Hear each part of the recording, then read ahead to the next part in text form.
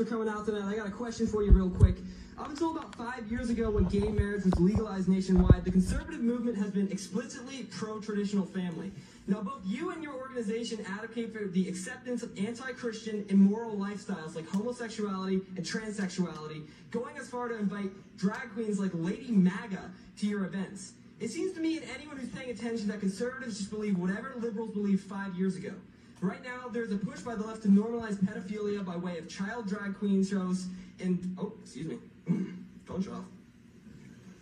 Go back to your notes. That's probably where you saved it. You gotta like push double tap and then go over. Right now, there's a push by the left to normalize pedophilia by way of child drag queen shows and rebranding pedophiles as minor attracted persons. 5 years from now, will you be promoting child drag queen shows?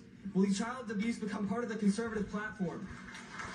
Boy, that's a slippery slope fallacy if I've ever seen one. First of all, I've never invited a drag queen to come to any Turning Point USA event.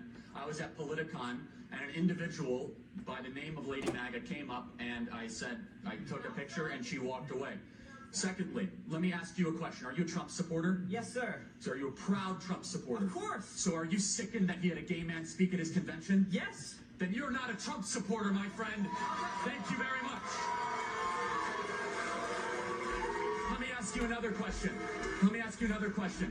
Should he return the money of Peter Thiel, an openly gay man who supports his campaign? No, if it helps him strategically. Okay. Should he stop talking to Tammy Bruce, who's an open lesbian that's a Fox News contributor? If it's affecting his ideas, then probably, yeah. Okay, so you say you're a Trump supporter, yet you have all these issues and these disagreements with him. Let me be very clear about my position. My personal position. I'm a Christian first and foremost, then an American, then a constitutionalist, then a conservative. In that order. I believe marriage, biblically, if we want to have a biblical and theological discussion as articulated in the greatest book ever to exist in the history of the world, the Holy Bible. Marriage in the Holy Bible is one man, one woman. I also do not believe in the sort of rhetoric that some people engage in, that all of a sudden that they say there's no place for gay people in the conservative movement. I do not believe that. And let me ask you a question. Can I ask you a question then? Sure, go for it. So, the American family, liberty, freedom, the Constitution, our history, veterans, that's what we're conserving. I'll get to you later though, don't worry. So let me ask you a question. If you had your way, what would you do with gay people in America?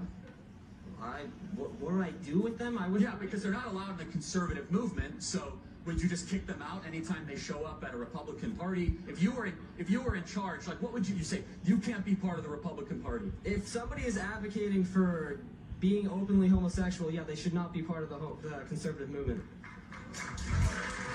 So I just want to go through the list. Guy Benson, no place in the conservative movement. Dave Rubin, no place in the conservative movement. Peter Thiel, no place in the conservative movement. So that just to go down the list. If they're supporting open homosexuality. So I'm going to ask a very respectful question, as respectfully as I can. What does what they do in their private life concern you so much that you have to go up in front of a crowd? And it is against God. That is. So let me ask you a question. Are you a Christian or not? Do we live in a theocracy? Yes or no? No. Do we live in a theocracy? You said you're a Christian. I am a Christian. And do you know what? And guess what? I will say this. Part of being a Christian is appropriately interpreting what the theological says for the individual, but also means to be long-suffering and patient and loving and kind. Jesus Christ talked to all people. Jesus Christ went and did his ministry through Judea and Samaria, and he had dinner with tax collectors, and he had dinner with prostitutes, and he did his ministry in every part of the Mediterranean.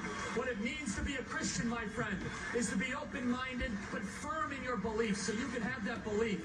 But if you say there's something inherently wrong with communicating or associating just because they make different personal decisions than you, sir, are not a conservative. Thanks for being here tonight. I've been watching Charlie Kirk for years,